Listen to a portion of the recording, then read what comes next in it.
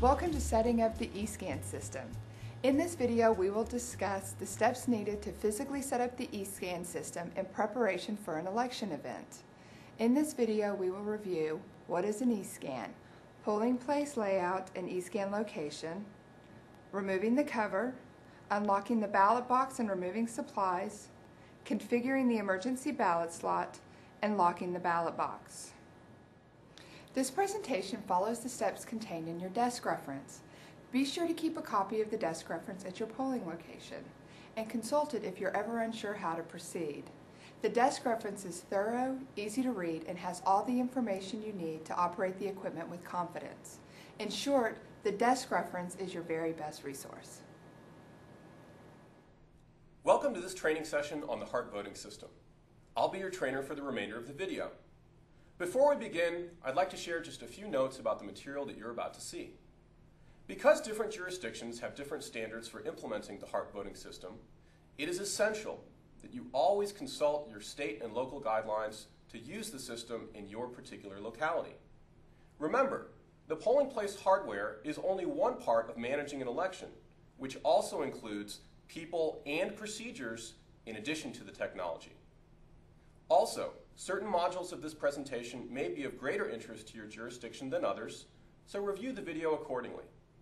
And be sure to use the version of the desk reference appropriate for your version of the HART voting system, as configuration options do vary. Now, let's begin our training on the HART voting system.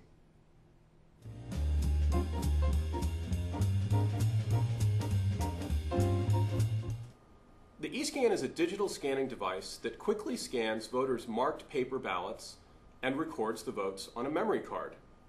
In addition, the eScan displays voter instruction messages if the ballot contains any contests that are not marked properly. In this way, voters have the option to pull out an improperly marked ballot, spoil the ballot, and then obtain a new ballot to correct their mistakes before casting the ballot. The eScan is also attached to a rugged ballot box into which marked paper ballots drop for secure storage until the end of the voting event. The information that allows the eScan to process paper ballots associated with a particular election is stored on a memory card called a mobile ballot box, or MBB. The MBB is stored securely in a sealed compartment at the rear corner of the eScan. At the end of the election event, the ballot seal will be broken and the MBB will be removed to be inserted into a tally computer for tabulation. In many polling places, the eScan is paired with an eSlate electronic voting machine for disabled access. This polling place layout diagram illustrates some considerations to keep in mind when locating the eScan. In this example, traffic flows clockwise. Voters receive instructions, proceed to qualification at the poll book, and then they receive blank paper ballots. After marking ballots in private voting booths, voters feed their completed ballots into the eScan as they exit the polling place. Note that the eScan has been placed by itself in a separate space to protect voters' privacy as they cast their ballots. The first step to setting up the eScan system is to roll the eScan to its desired location in the polling place.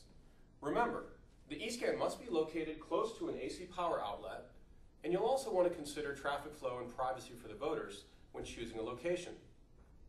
Once you've located the eScan in its desired spot, you may lock the wheels if your eScan is equipped with locks, and also notice that the eScan has anti-tip feet, which may be lowered if desired.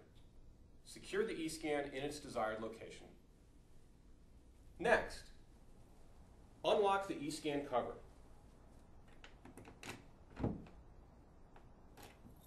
Remove the cover by sliding it towards you. Once the cover is removed, we recommend that you do not store the cover inside the ballot box, as it might interfere with scanned ballots as they drop inside. Instead, store the cover in a safe place away from the eScan ballot box. The next step is to open the ballot box door and remove any supplies. Insert the key on the right side of the eScan and open the ballot box door. Be sure to remove your power supply, which includes a black AC power cord, as well as a power brick.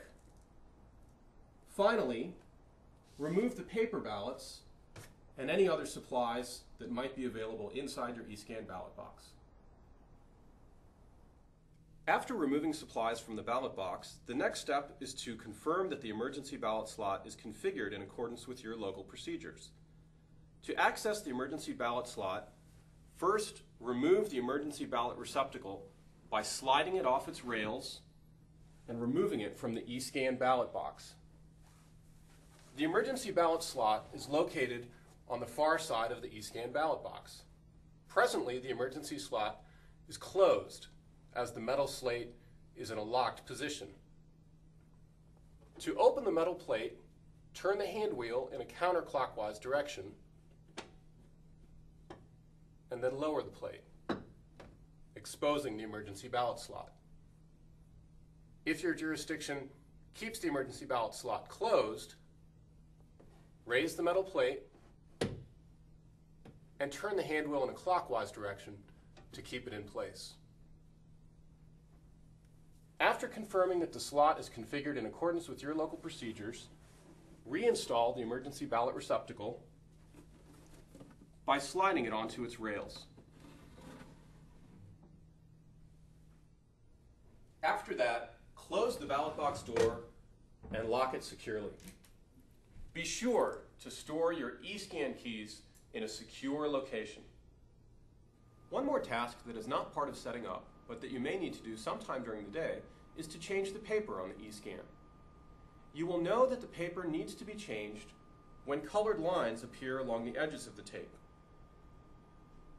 For purposes of this demonstration on changing the paper, we'll view the eScan from the back. To change rolls, first lift the printer cover, locate the print feed lever, and raise the lever into the up position. Next, observe the routing of the existing paper under the rubber roller. Take the old roll of paper, pull it all the way out. Remove the spindle from the old roll and place the spindle into a new roll of paper. Orient the new roll with the paper rolling out from the bottom. Install the spindle into its notches and insert the paper underneath the rubber roller and around the metal strip. Pull some extra paper up, return to the print feed lever, and be sure to press the lever down. Feed the paper through the slot in the printer cover and close the cover.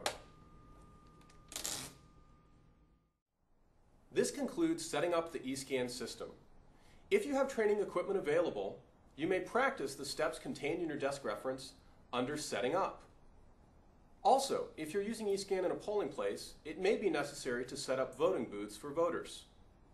Remember, all of the information needed for setup is contained in your desk reference, so be sure to keep a copy of it handy. It's your very best resource. We hope you found the video informative, and thanks for your attention.